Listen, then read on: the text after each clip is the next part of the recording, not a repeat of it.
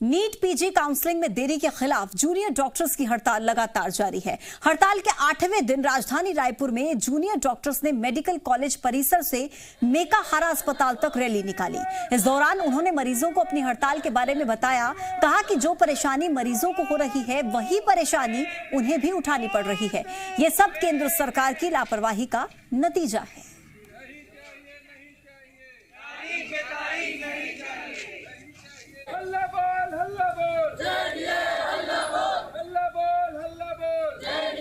खबर है रायपुर से, जहां एक तरफ तो नगर निगम बेहतर सफाई का दावा कर रहा है तो दूसरी तरफ निगम के कर्मचारी खुद इन दावों पर पलीता लगा रहे हैं। दरअसल निगम की गाड़ियां शहर भर से कचरा इकट्ठा करके उसे आउटर के इलाकों में डंप करने लगी हैं। इसकी वजह से आउटर में रहने वाले लोगों को परेशानियों का सामना करना पड़ रहा है।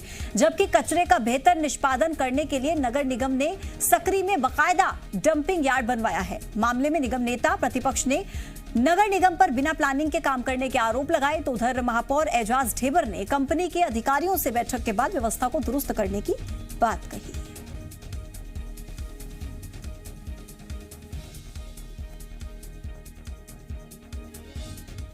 आउटरों में कचरे का ढेर देखने को मिल रहा होगा या रोड में कूड़े का ढेर दिखने को मिल रहा होगा। इन सब का कारण यही है कि जो कचरे का जो निष्पादन सही तरीके से होना चाहिए, जो डंपिंग यार्ड की प्रॉपर व्यवस्था होनी चाहिए, ये सब नहीं हो पाई है। और अगर इन सब की व्यवस्था हो गई है तो फिर नगर निगम का कोई माई बाप नहीं है, प्रॉपर मॉनिटरिंग करने वाला कोई नहीं है। इसलिए शहर की स्थिति आज बदहाल है। स्वच्छता सर्वेक्षण में रायपुर को पहले नंबर पर पहुंचाने के लिए महापौर एजाज ढेबर अभी से ही एक्टिव हो गए हैं। लोगों को जागरूक करने के लिए रायपुर के महापौर खुद कचरा वाहन लेकर गली मोहल्लों में पहुंचे हैं। महापौर ने घर घर जाकर लोगों को सूखे और गीले कचरे को अलग अलग रखने के लिए जागरूक किया। महापौर ने कहा कि स्वच्छता सर्वेक्षण में पहले नंबर तक पहुंचने के लिए लोगों का सफाई के प्रति जागरूक होना जरूरी है। इस साल रायपुर 6ठे नंबर पर था। तो देखिए 6ठे नंबर पर था स्वच्छता सर्वेक्षण में रायपुर, लेकिन लोगों को अभी और जागरूक करना है। और इसी की एक मिसाल पेश करते हुए महापौर नजर आए, खुद यहां पर गाड़ी में बैठकर निकल पड़े और लोगों को जागरूक करने का काम करने लगे कि किस तरीके से इलाके में सफाई व्यवस्था को बनाकर रखना है और स्वच्छता सर्वेक्षण में और बेहतर प्रदर्शन करना है।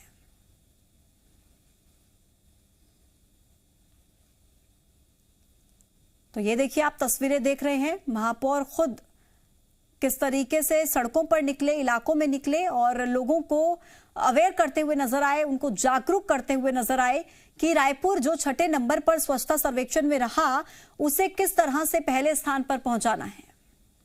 लगता है कि अब रायपुर को नंबर 1 आने पे कोई नहीं रोक सकता, उसको लेकर ये एक प्रयास किया जा रहा है। तो मुझे ऐसा लगता है कि पहले मैं अपने खुद के वार्ड में गीला कचरा सूखा कचरा अलग करा लूं, उसके बाद फिर मैं बाहर जाके बोलूं तो वो ठीक रहेगा। इसलिए अभी हम लोग अपने वार्ड में अभियान चालू किए हैं और मुझे लगता है कि थोड़ा सा समय जरूर लगेगा, मगर आने वाले समय में 15 दिन 1 महीने में ये पूरे तरीके से स्मूथ हो जाएगा। और गीला कचरा सूखा कचरा जब लोग अलग देने लगेंगे तो नंबर 1 आने से हमको कोई नहीं रोक सकता। ये जो तैयारी नंबर 1 की है। और रायगढ़ से बीजेपी सांसद गोमती साय ने संसद में छत्तीसगढ़ में धर्मांतरण के मुद्दे को उठाया। उन्होंने धर्मांतरण को नक्सलियों से भी ज्यादा खतरनाक बताते हुए केंद्र सरकार से इसके खिलाफ सख्त कानून बनाने की मांग की। मामले को लेकर सियासत भी शुरू हो गई है। बीजेपी ने कहा कि प्रदेश में सरकारी संरक्षण में धर्मांतरण के मामले तेजी के साथ बढ़ रहे हैं। वहीं कांग्रेस ने इस पर पलटवार करते हुए कहा कि बीजेपी सांसद कभी प्रदेश के मुद्दे नहीं उठाते, वो सिर्फ बीजेपी के एजेंडे को ही आगे बढ़ाने वाले मुद्दों पर बात रखते हैं। बीजेपी सांसदों ने संसद में बारदाने की कमी, उसना चावल का मुद्दा, राज्य के फंड का मुद्दा नहीं उठाया। कांग्रेस का आरोप यह है कि बीजेपी धर्मांतरण के मुद्दे झूठे मुद्दों पर बयानबाजी करती है और जनता के मुद्दे पर उसकी बोलती बंद रहती है। कांग्रेस सरकार वोट बैंक की राजनीति करने के लिए इस तरह के धर्मांतरण को संरक्षण दे रही है। उसका कारण यह है कि धर्मांतरण के जितने प्रकरण हुए हैं उस पर किसी एक पर भी कार्रवाई नहीं। यहां तक कि उस मिशनरी के जो अध्यक्ष हैं जिन्होंने इस बात को कहा था कि संविधान को जला देंगे, इससे बड़ा अपमान देश का नहीं हो सकता। और ये सरकार सोई हुई है, संविधान के अपमान पर भी सरकार की नींद नहीं खुल रही है।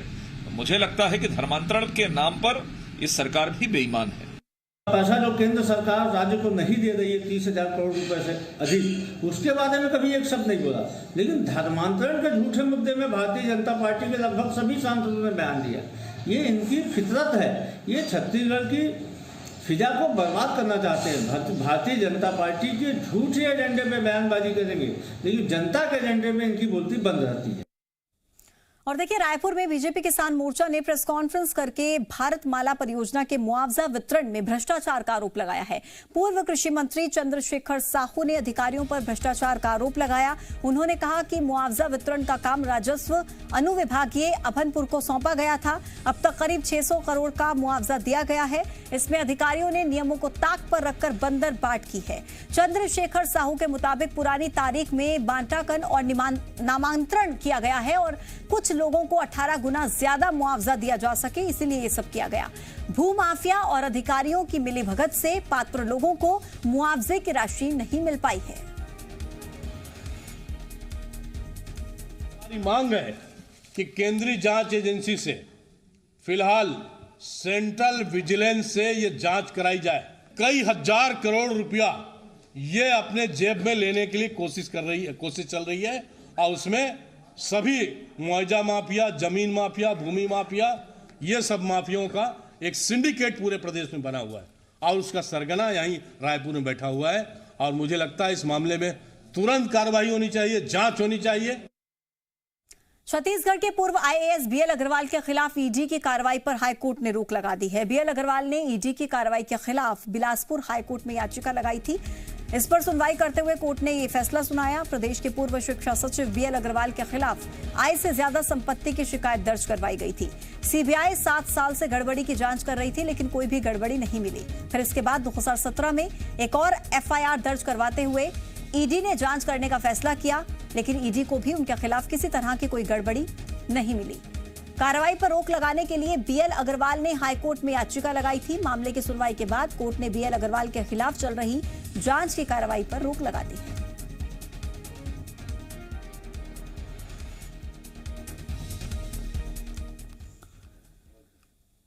दंतेवाड़ा में नक्सल मोर्चे पर पुलिस को बड़ी कामयाबी मिली है। लोन वराटू अभियान के तहत 16 नक्सलियों ने आत्मसमर्पण किया है।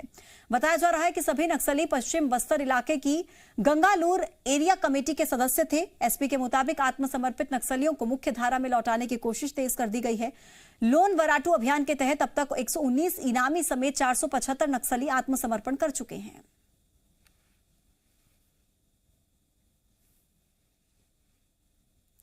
बीजापुर में शिक्षक की हत्या के मामले में पुलिस ने मुख्य आरोपी बुधराम कड़ती को गिरफ्तार कर लिया है और बताया जा रहा है कि कुछ दिन पहले ही जुआ के चलते शिक्षक महेंद्र तर्मा की हत्या की गई थी। आरोपी ने 2 सहयोगियों के साथ वारदात को अंजाम दे दिया। इसके बाद पुलिस ने नेल सानर पोटा कैबिन के पास बुधराम को गिरफ्तार करके जेल भेज दिया। आरोपी के पास हत्या में इस्तेमाल किया गया देसी कट्टा, मोटरसाइकिल और लूट के 5,000 रुपए बरामद हुए हैं।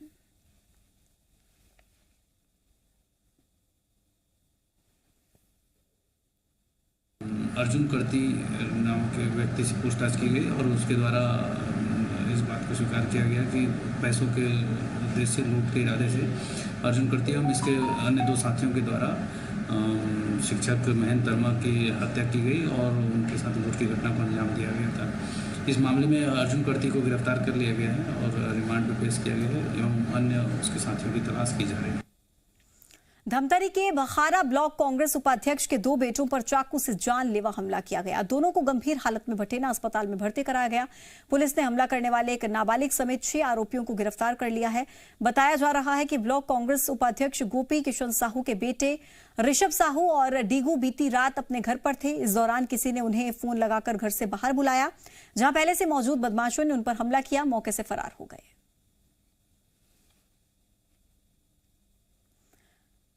तो ब्लॉक कांग्रेस उपाध्यक्ष के बेटों पर हमला हुआ है। तस्वीरें भी आप तक पहुंचा रहे हैं। घर के बाहर ही जो बदमाश थे वो मौजूद थे। उन्होंने चाकू से हमला किया ब्लॉक कांग्रेस उपाध्यक्ष के बेटों पर। तो किशन साहू के बेटों पर हमला हुआ है। दोनों में गंभीर रूप से हालत में उनको भर्ती कराया गया अस्पताल में और घर के ही बाहर बदमाश मौजूद थे। चाकू से हमला किया। 6 आरोपियों को फिलहाल पुलिस ने गिरफ्तार कर लिया है।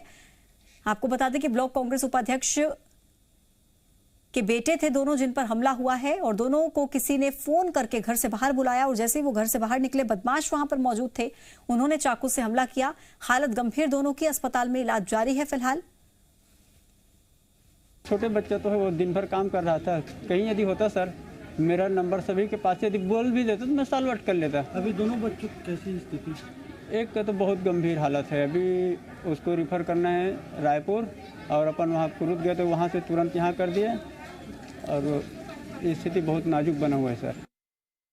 ये पीएस भकारा का मामला है। पीएस भकारा में परसों दरमियानी रात को कुछ लोगों ने 2 प्रार्थीगण को चाकू से वार किया था। इसमें टोटल लोग 6 लोग थे। 6 लोगों की गिरफ्तारी हो गई है और उसमें अभी सभी को जुडिशियल रिमांड पे न्यायालय रवाना किया जा रहा है।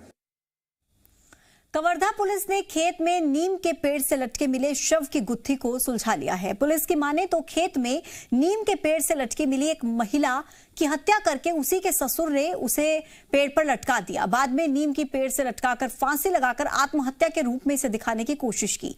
26 नवंबर का यह पूरा मामला है। जिले के अंधियार खोर गांव में गन्ने के खेत में एक महिला का शव नीम के पेड़ से लटका मिला था। परिजनों ने हत्या की आशंका जताई थी, लेकिन पुलिस ने शव को कब्जे में लेकर पोस्टमार्टम के लिए भेज दिया। अब पुलिस हत्यारे ससुर को गिरफ्तार कर चुकी है। पुलिस के पूछताछ में पता लगा कि विवाहिता ने अपने पति को ट्रैक्टर खरीदने के लिए पैसे दिए थे, लेकिन इसके लिए आरोपी ससुर से नहीं पूछा और इसी पर नाराज आरोपी ससुर ने उसकी हत्या कर दी।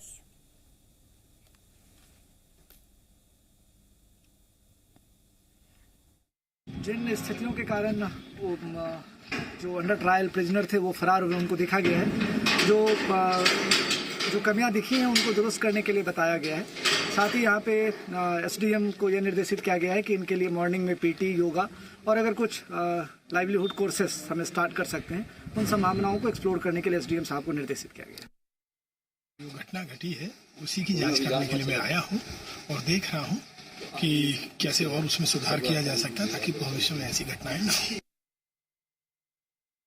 खबर बलौदा बाजार से, जहां एक बैंक के रिलेशनशिप मैनेजर को गिरफ्तार कर लिया गया है। रिलेशनशिप मैनेजर पर धोखाधड़ी और रुपयों के गबन का आरोप है। आरोप यह है कि मैनेजर मासिक किस्त को फील्ड अफसरों के जरिए कलेक्शन करवाकर बैंक में जमा न करवाकर अपने पास रख लेता था।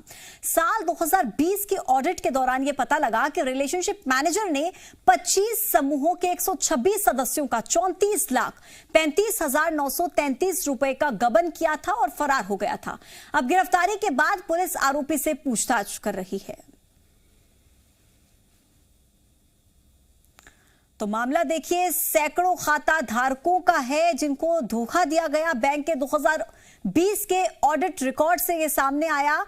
25 समूहों के सदस्यों को धोखा दिया गया। 34 लाख से ज्यादा का गबन बैंक के रिलेशनशिप मैनेजर पर करने का आरोप लगा है। क्वेस्ट कॉर्पोरेशन प्राइवेट लिमिटेड के जो प्रार्थी है सूर्यकांत तिवारी, उनकी रिपोर्ट के आधार पर 420-409 आईपीसी के तहत अपराध दर्ज कर विवेचना की गई, जिसमें आरोपी देवेंद्र साहू के विरुद्ध पर्याप्त साक्ष्य प्राप्त होने से उसे आज गिरफ्तार कर न्यायिक रिमांड पर भेजा गया है। बलौदा वन परिक्षेत्र के भिलाई गांव में एक पैंगोलिन मिला है और गांव के युवकों ने रेशम विभाग की नर्सरी के पास अधूरे सेप्टिक टैंक में पैंगोलिन को देखा। युवकों ने पैंगोलिन को पकड़ा और फिर उसे गांव लेकर आए। इसके बाद वन विभाग को इसकी सूचना दी गई। पैंगोलिन मिलने की खबर सुनते ही इसे देखने के लिए ग्रामीणों की भीड़ इकट्ठा हो गई। दरअसल पैंगोलिन वन्य जीव की एक विलुप्त प्राय प्रजाति है। इसकी 8 प्रजातियां 2 महाद्वीपों पर पाई जाती हैं। अब इस पैंगोलिन को वन विभाग को सौंप दिया जाएगा। तो तस्वीरें देखिए, पैंगोलिन की तस्वीरें, एक ऐसी विलुप्त प्रजाति जिसे देखने के लिए लोगों की भीड़ यहां पर इकट्ठा हो गई। गांव के युवकों ने इसकी सूचना वन विभाग को दी और गांव में इसको लेकर गए। देखिए तस्वीरें आप तक पहुंचा रही हैं। अधूरे सेप्टिक टैंक में ये पैंगोलिन मिला था। जांजगीर चांपा की तस्वीरें आप देख पा रहे हैं। रेशम विभाग की नर्सरी के पास पैंगोलिन दिखा, जिसके बाद युवकों ने इसकी सूचना वन विभाग को दी, वन विभाग के सुपुर्द किया। लेकिन ये जो पैंगोलिन है, ये एक ऐसी विलुप्त प्रजाति है जो अक्सर देखने को नहीं मिलती है। तो जैसे ही इसकी सूचना ग्रामीणों को मिली, वहां पर लोगों की भीड़ इसे देखने के लिए इकट्ठा हो गई। एक छोटा सा ब्रेक के उस पार दिखाएंगे 3 मिनट 30 बड़ी खबरें।